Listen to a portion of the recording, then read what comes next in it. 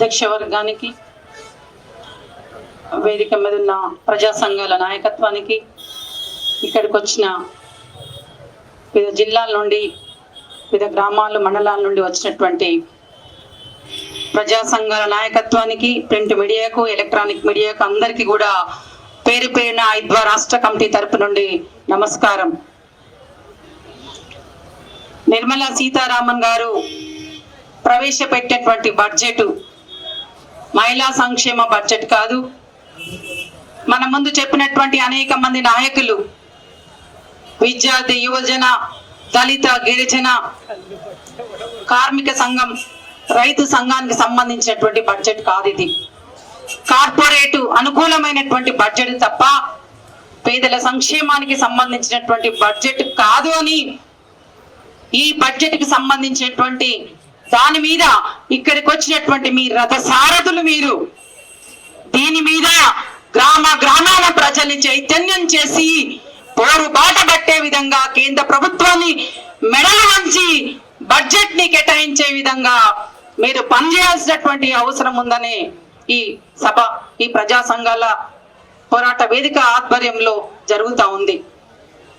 నిర్మలా సీతారామన్ గారు బడ్జెట్ ప్రవేశపెట్టేటప్పుడు ఏం చెప్పింది? నిర్మలమ్మ, సబ్కా వికాస్, ఈ ప్రభుత్వము సబ్కా వికాస్ కోసం పనిచేస్తుంది అని చెప్పింది. మరి ఏ రంగంలో అభివృద్ధి అయిందమ్మా నిర్మలమ్మ అని అడుగుతా ఉన్నాం. వ్యవసాయ రంగం సంక్షేమంలో కూరుకుపోయింది. ఉపాధి హామీ పథకానికి 86,000 కోట్లు కేటాయిస్తే ఉపాధి హామీ పథకంలో ఎక్కువగా ఎవరు పనిచేస్తున్నారు? మహిళలు పనిచేస్తున్నారు. మరి నిధులు ఎక్కువగా కేటాయిస్తే పని దినాలు పెరుగుతాయి, రోజు కూలి పెరుగుతుంది, ఓ పక్క ధరలు పెరిగిపోతా ఉన్నాయి. ఆ ధరలకు అనుగుణంగా ఇవాళ ఉపాధి హామీ పథకంలో రోజువారీ వేతనం తక్కువ ఇస్తున్నారు. మరి ఎట్లా సబ్కా వికాస్ అవుతుందని నేను అడుగుతా ఉన్నాను. 127 దేశాల్లో ఆకలి సూచిలో చూసినట్లయితే భారతదేశం 105వ స్థానంలో ఉంది. మన పక్కన ఉన్నటువంటి దేశాలు పాకిస్తాన్ గాని, భూటాన్ గాని, నేపాల్ గాని ముందంజలో ఉన్నది. మరి ఈ నిర్మలా సీతలమ్మకు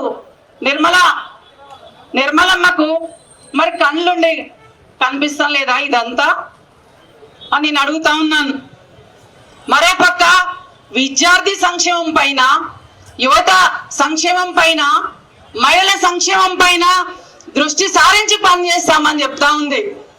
తీరా బడ్జెట్ పరిశీలిస్తే మహిళా శిశు సంక్షేమ శాఖకు 0.53% కేటాయించింది. ఎంత అన్యాయం! ఇప్పటికే మహిళల్లో రక్తహీనత 50% ఉంది. పౌష్టికాహార లోపంతో దేశంలో లక్షలాది మంది పిల్లలు చనిపోతున్నారని ప్రభుత్వ లెక్కలు చెప్తా ఉన్నారు. మరి ఎందుకు నిధులు కేటాయించావు? ఇది ఎంత అన్యాయం అని ప్రశ్నించాల్సినటువంటి అవసరం ఉంది.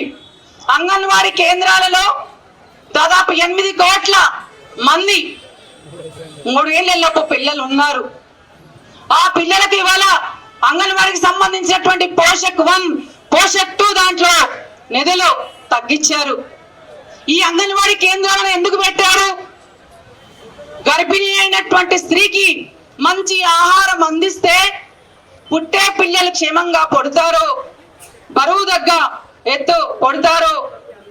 అందుకే ఆ తల్లులకు పోషకాహారం అందించడం కోసం నిధులు కేటాయించాల్సింది పోయి తగ్గించారు.